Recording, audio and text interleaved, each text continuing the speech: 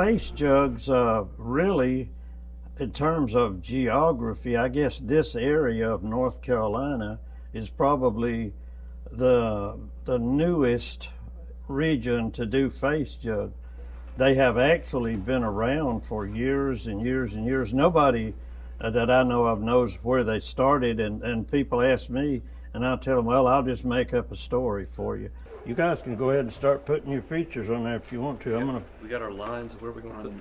Now, someone needs to... Yeah, that's why I was going to put the handles on. Yeah, he takes his half right in the middle. I suspect that somewhere along the way, some old production potter was tired of doing the same old thing over and over again, and so he decided to break the monotony of things. Maybe somebody had irritated him, his neighbor or whatever, and he decided to make an ugly caricature of them in a jug. And so that may have been how it got started. But they actually came here to the southeast, as I understand it, probably with the slave traders, particularly Spanish slave traders. And the first ones that were unearthed and documented, I think, were in Edgefield, South Carolina. And so they were made by African slave potters, most of them probably.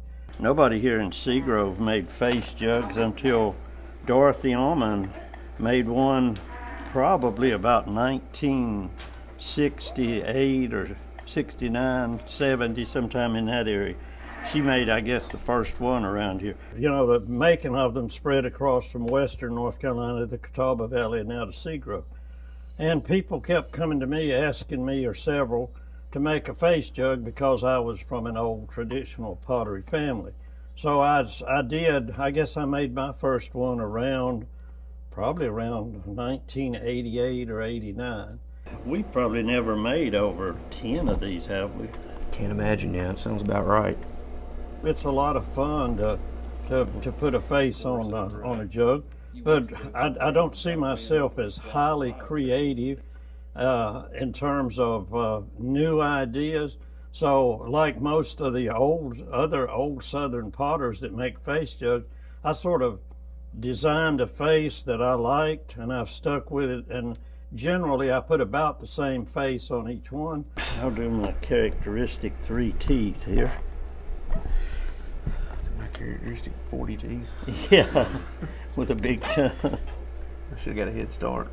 I don't have enough blue clay for you. I can make some more. Glue tongue. Ooh, that's upside down. Put his tooth upside down. And so that way people can recognize, like I can recognize Berlin Craig, who is known for his face jugs, or Lanier Metters in northeast Georgia by theirs, because there's that common thread in them. So, but I enjoy it. My sons, Jason and Matthew, were just little fellers when I started, and they loved that. It was just at the age when they thought it was grand. And so they both have picked up on it and make wonderful, wonderful face jugs. We'll give him some hairy eyebrows. I'm not using that. I'm about done. I know. You're too efficient, Dad. I'm